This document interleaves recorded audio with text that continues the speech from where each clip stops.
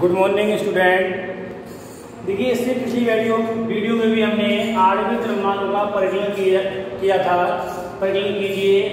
हम दोबारा जो आणविक द्रव्यमान है और यौगिकों के आणविक द्रव्यमान निकालते हैं, क्योंकि मैंने उसमें आपको 4 उदाहरण के तौर पे कराए थे। आज हम दोबारा पांच यौगिकों के आणविक द्रव्यमान दोबारा ज्ञात करेंगे। कि बच्चों, जितना मैं आपको अधिक कराऊंगा उतना ही आप सीखेंगे।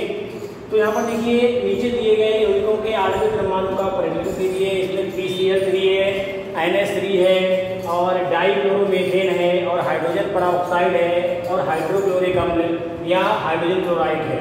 तो देखिए बच्चों, सबसे पहले मैं PCl3 का आणविक द्रव्यमान ज्ञात करूंगा।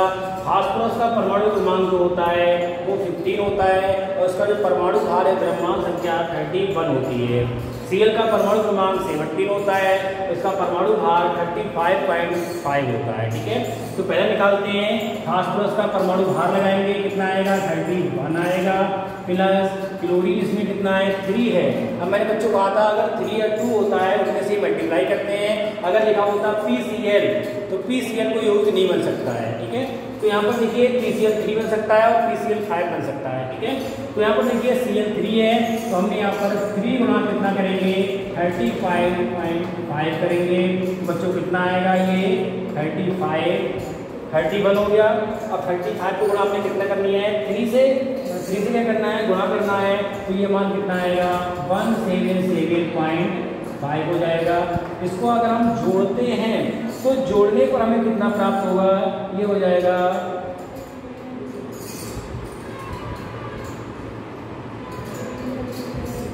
ठीक है। अब बच्चों देखिए एक के बाद पॉइंट है तो यहाँ पर हो गया ये 8 हो गया और ये 0 और ये कितना हो गया 208.6 और ये आणविक द्रव्यमान है। द्रव्यमान को हम ग्राम में लिखते हैं तो यहाँ पर ये ग्राम लिख दिया। तो 208.6 ये PCl3 का आणविक द्रव्यमान हमने ज्ञात कर लिया। अब बच्चों देखिए अगला देखिए NH3 अमोनिया बोलते हैं। तो अमोनिया का आणविक द्रव्यमान, अमोनिया का दूसरा नाम भी होता है नाइट्रोजन हाइड्राइड कह सकते हैं। इसका तीसरा नाम क्या होगा नाइट्रोजन ट्राईहाइड्राइड भी कह सकते हैं। ठीक है, तो अमोनिया और नाइट्रोजन हाइड्राइड या नाइट्रोजन ट्राईहाइड्राइड भी कह सकते हैं। तो इसका आणविक द्रव्यमान, अब नाइट्रोजन कितना होता है 14 होता है, परमाणु भार प्लस का चिन्ह लगाएंगे। अब इसमें 3, हाइड्रोजन कितना होता है 1 और इसमें हाइड्रोजन है कितने 3 है तो 3 मल्टीप्लाई कितना कर देंगे 1 कर देंगे। तो ये मान 14 + 3 हो जाएगा, कितना हो जाएगा 17 हो जाएगा। अब देखिए बच्चों अगला देखिए, इसमें थर्ड है डाइक्लोरोमेथेन का आणविक द्रव्यमान। डाइक्लोरोमेथेन का आणविक द्रव्यमान हम ज्ञात करेंगे। तो आणविक द्रव्यमान ठीक है। अब बच्चों कार्बन कितना होता है, कार्बन का परमाणु भार 12 होता है, हाइड्रोजन 1 होता है और Cl कितना होता है 35.5 होता है। मैं बार बार ये दे रहा हूँ जिससे आपको जानकारी मिलती रहे कि किसका परमाणु भार कितना होता है। ठीक है, तो ये मैंने बहुत सारे हर तत्व का लिख रहा हूँ, हर तत्व का।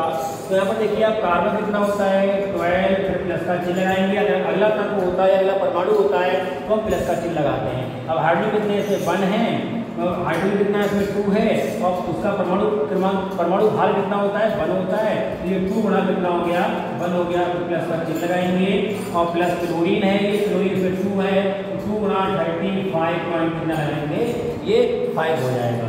अब देखिए बच्चों ये 12 प्लस कितना हो गया 2 और ये प्लस का चिन्ह ये 35 पॉइंट कितना हो गया।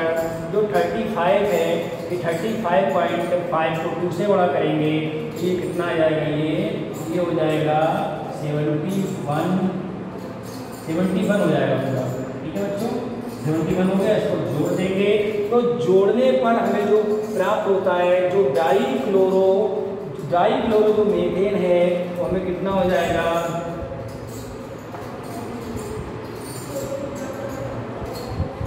85 ग्राम आ जाएगा। ठीक है, तो डाइक्लोरोमेथेन का हमें आणविक द्रव्यमान कितना प्राप्त हुआ 85 ग्राम प्राप्त हुआ और अमोनिया का आणविक द्रव्यमान हमें कितना प्राप्त हुआ ये 70 ग्राम प्राप्त हुआ।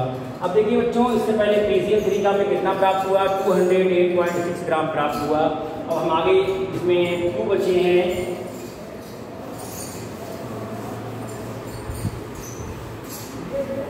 अब हम निकालेंगे हाइड्रोजन परऑक्साइड का जो चौथा होगा। चौथे में H2O2 का आणविक द्रव्यमान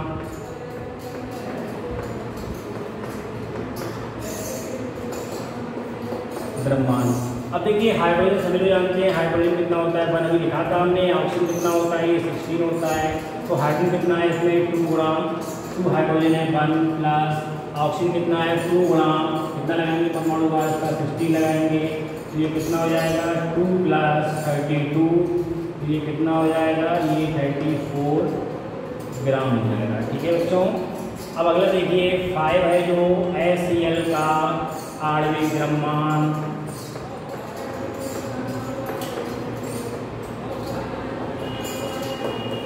देखिए बच्चों हाइड्रोजन कितना होता है, परमाणु भार 1 होता है, Cl कितना होता है 35.5। बार बार इसलिए लिख रहा हूँ आप लोगों को बार बार याद भी हो जाएगा। तो देखिए यहाँ पर हाइड्रोजन कितना होता है 1 प्लस 35.5। तो ये कितना माना जाएगा, ये मान हो जाएगा 6, ये हो जाएगा 5 और ये 35 कितना हो गया 36.5 ग्राम हो जाएगा। ठीक है बच्चों। तो हमने ये भी याद करे थे। अगर हम और बात करें तो और भी निकाल सकते हैं। जैसे हम PCl5 का अगर हम छठा नंबर इसमें डालें तो PCl5 का भी याद कर सकते हैं। तो अगला हम 6 नंबर है PCl5 का आणविक, उसमें हमने PCl3 निकाला था पिछली वीडियो में। तो आणविक द्रव्यमान फास्फोरस कितना होता है, फास्फोरस 31 होता है और जो क्लोरीन होता है वो 35.5 होता है। 12 बच्चों दिख रहे हैं, आपको याद भी होगा, मैंने लिख दिया है, आपको याद हो जाए, जानकारी होनी चाहिए। यहाँ पर फास्फोरस कितना होता है 31 और प्लस ये क्लोरीन कितना है, इसमें 5 क्लोरीन है। तो हम क्या करेंगे 5 से मल्टीप्लाई करेंगे तो 5 इंटू कितना हो जाएगा 35.5 हो जाएगा। तो बच्चों ये 31 पॉइंट कितना हो गया 70, ये हो जाएगा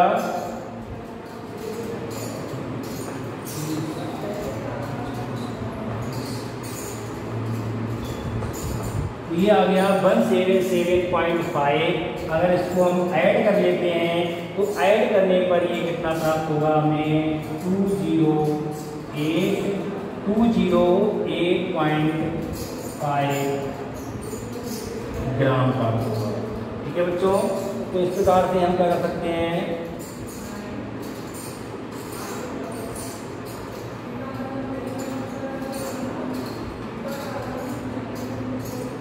208.5 प्राप्त हुआ। अब देखिए बच्चों उसमें एक मिस्टेक हो गई थी मुझसे। तो मिस्टेक क्या हुई थी, हमने जो PCl का 3 का निकाला था उसमें हम फर्स्ट वाला ये दोबारा निकाल देते हैं, थोड़ी मिस्टेक हो गई है। जो PCl3 है तो PCl3 का आणविक द्रव्यमान अभी हमने आपको बताया था, ये फर्स्ट वाला मैं दोबारा निकाल दे रहा हूँ। ठीक है। तो फास्फोरस कितना होगा 31 और क्लोरीन कितना होगा, क्लोरीन होगा वो 35.5 होगा। मैंने बच्चों उसमें गलती कर दी थी, उसमें मैंने 5 से मल्टीप्लाई कर दिया था। तो उसमें हम 3 से मल्टीप्लाई करेंगे, उसमें हमने निकाला था हमें लास्ट वाला, उसमें 5 से करेंगे। तो उसमें 3 है, PCl3 है, उसमें बच्चों मैंने 208 आंसर आया था, वो आंसर रॉन्ग आया था। तो यहाँ पर जो 3 है 3 से मल्टीप्लाई करेंगे तो हम यहाँ पर 35 है, यहाँ पर फास्फोरस का लगाएंगे 31 और ये क्लोरीन कितना लगाएंगे 35.5 ना मल्टीप्लाई कैसे करेंगे 3 से करेंगे। तो ये 31 हो गया और प्लस 3 15 हो गया।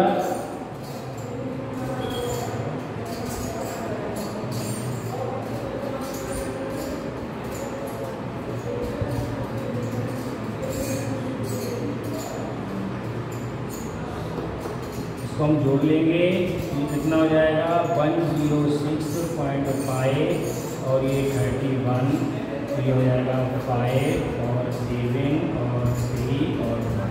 तो बच्चों ये कितना आएगा 137.5 ये ग्राम हो जाएगा। तो पहले का आंसर है PCl3 का ये 208 लिख दिया था, वो गलत है। तो ये वाला आंसर सही है, ये आप दोबारा ये नोट करना चाहें तो नोट कर सकते हैं। ये दोबारा मैंने आपको नोट करा दिया है। तो उसका भी आंसर मैंने 5 से मल्टीप्लाई कर दिया था, उसमें तो 208.5 आ गया था जो PCl5 का आता है। तो इसमें मल्टीप्लाई 3 से करेंगे, उसमें बट्टा उसने 5 से कर दी थी, उसमें 3 से करेंगे तो ये 137.5 ग्राम आएगा। ठीक है। बाकी बच्चों नेक्स्ट वीडियो में